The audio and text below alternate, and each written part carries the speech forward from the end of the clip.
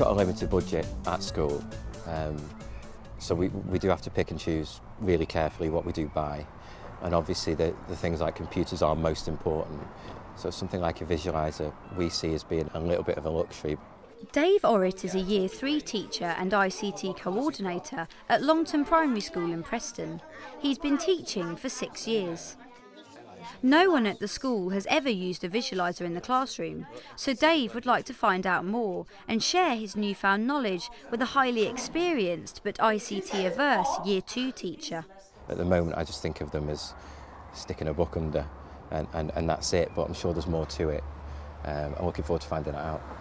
Following his progress through the challenge, you'll find out, among other things, how you can use visualisers to take photographs, to create videos for pupils to reference, and in pupils' self-assessment.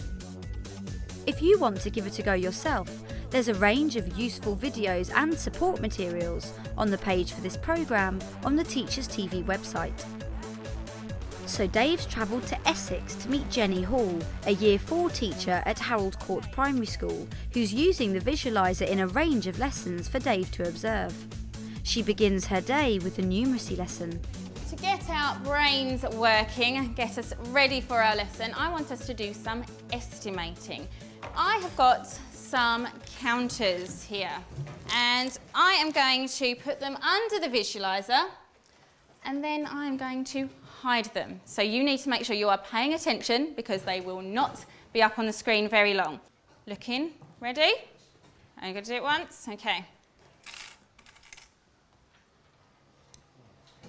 I'll do it once more, I'll show it.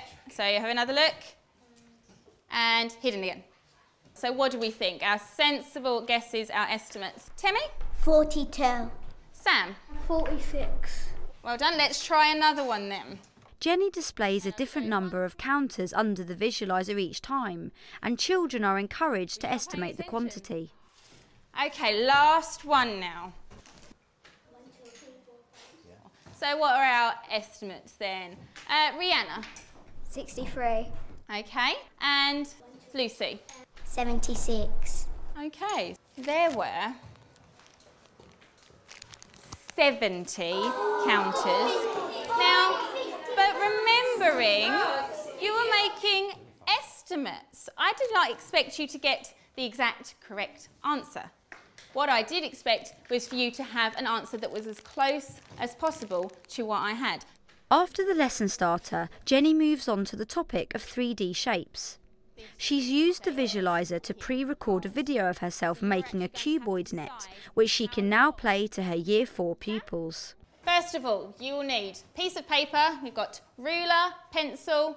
I've got some colouring pencils, scissors and a glue stick. So, you can see here I've got my 4 rectangles. So we're going to start out like that.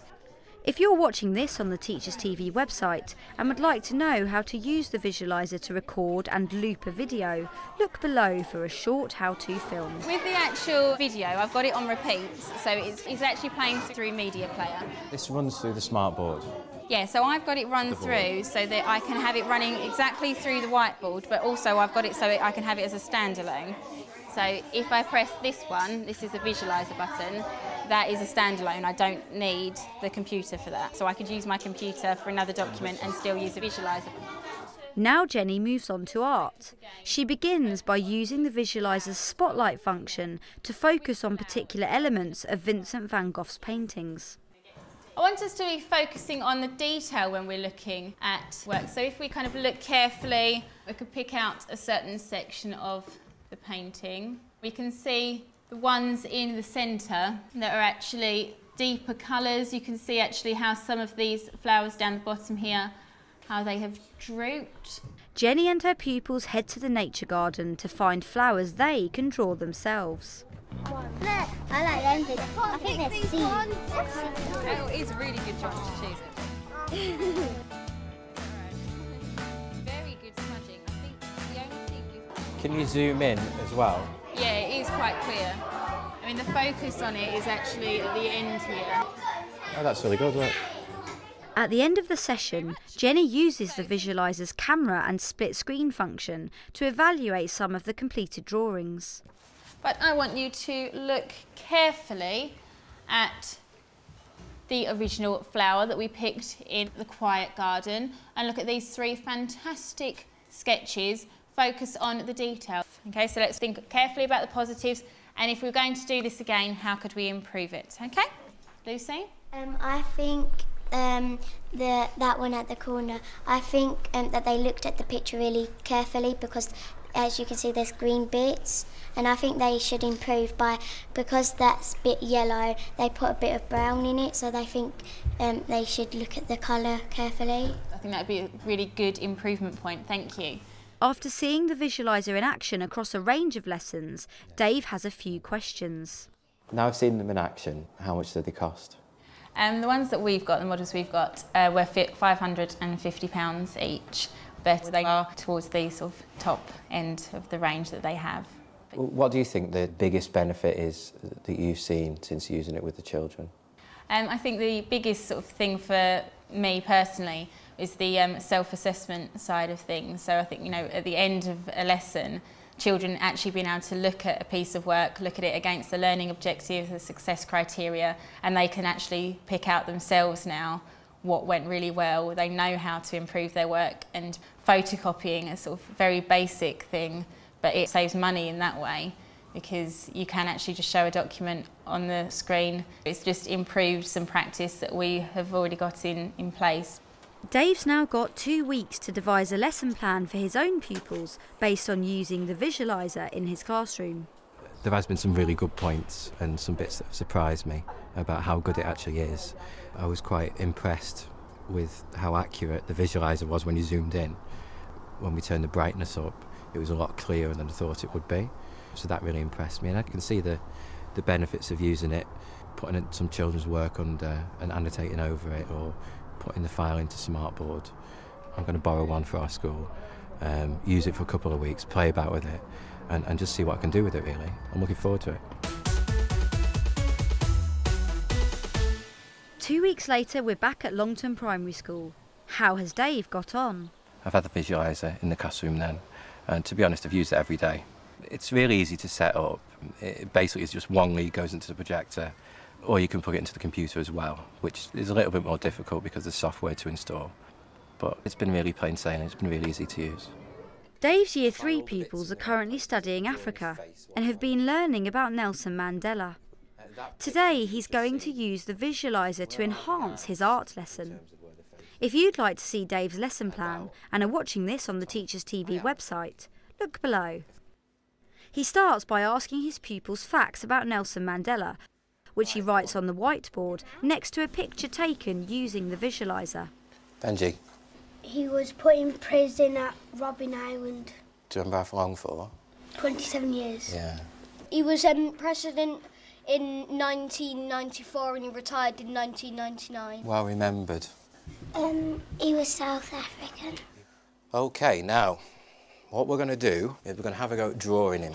Now, what I've managed to do is on the visualiser, I've recorded me, not very well, but having a go at drawing him. So let's have a watch.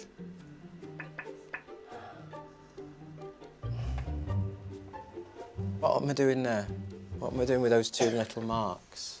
The little line, so you kind of know where it is and how wide it is. Kind of, yeah. I'm going to start one corner of the eye there, and I'm going to start the other corner of the eye there. We'll put the other mark. So now I'm drawing the nose. What do you think I'm going to go for next? The mouth? I am, I think. Do you want to see what I finished as? Right, that was what I finished with the end. Right, go on, off you go. We're going to have a go at drawing him. While they're drawing their pictures, Dave notices that a few children could be making their portraits more lifelike, so he takes one pupil's work to illustrate to the whole class how this can be achieved. OK, now Amelia said it's OK for me to show this. What's wrong with the eyes? Georgina? Are they a bit small? Yes. So she needs to make her eyes bigger. Let's just see if we can take a photo of this. And we can show you what I mean. Right, there it is. What she needs to do is here, her eyes are going to have to be bigger. Now Dave is going to demonstrate how to colour the portraits. He uses the visualiser to photograph a painting of Nelson Mandela. This photograph is placed alongside his own drawing, where he shows techniques for using pastels. I'm going to choose a brown. What else am I going to get? What other colours do you think I might need? White of his hair. Perhaps white, right? Now, there's not going to be one section of his face that's the same colour overall. Can you see it now? It looks patchy. It looks like it's gone from that to that to that, and it looks silly, doesn't it? But once you go over with a lighter colour and blend it in, it doesn't look like that. For the first time I saw it, I thought it was actually quite boring. But as Mr. Orritt's been getting used to using it, it's got more interesting in how it uses it. Like the features that it has and stuff. To turn it in closer and the brightness. It's amazing. You know, you can take the photo and put it in the corner, and I like the way how the teacher does it while we're working, and then it kind of records it, and then it shows us after how he does it. The video was useful because it helped us draw the shape of Nelson Mandela. The best part is where when it's on the big screen, everyone can see it, and when it's zoomed in, everyone can see it better. It's quite useful for handwriting. Yeah, so you can see the letters. And also, instead of photocopying lots of sheets, you can just look at it on the whiteboard. It's just really good. I think the lesson went quite well. Showing the children things that you're doing with your hands instead of having them all around a table. In the past, I've had to use a video camera and link it up to the whiteboard itself, to the projector, which is more difficult. But with that, just throw it under, either do a recording or just do it at the time. It's just so much simpler. The demonstration with the pasteling, I can't think of any other way how you would do that with the children. And Dave is so impressed with the Visualisers' functionality, he's decided to share the skills he's picked up with another colleague. I've been teaching on and off for over 30 years. I think people would describe me as a technophobe. I use ICT very rarely, and if I do use it, I have to practice it over and over again, so I'm confident I know exactly what I'm doing. And when it goes on in the classroom, I ask the children to cross their fingers and then uncross them when everything's working, so they all give me a clap. David Orritt, who was our ICT coordinator, came down wanting somebody who he knew wasn't confident to try some new equipment, the Visualiser.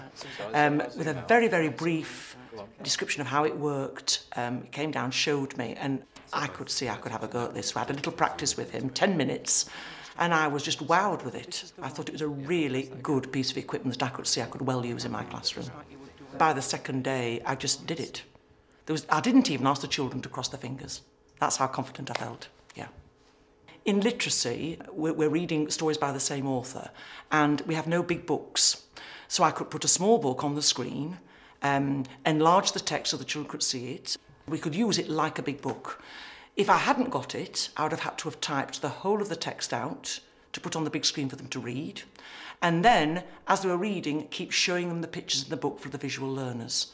So it was like using a big book up on the big screen, which was wonderful. The children loved it. I'd love one in my classroom. I would use it all the time. And I would even tailor lessons to use it. I would change how I taught in the classroom to use it, definitely. But it would be lovely if every teacher could have one, because then everybody would get used to using it and the children would be used to it as well, and it would be a wonderful teaching tool, without a doubt. I'd want one, yeah. Definitely after using it. I wasn't convinced at first, but yeah, I'd love one. If you're watching this on the Teachers TV website and are interested to see how teachers of different subjects and key stages use Visualisers, then have a look at the Better Learning with ICT case studies below.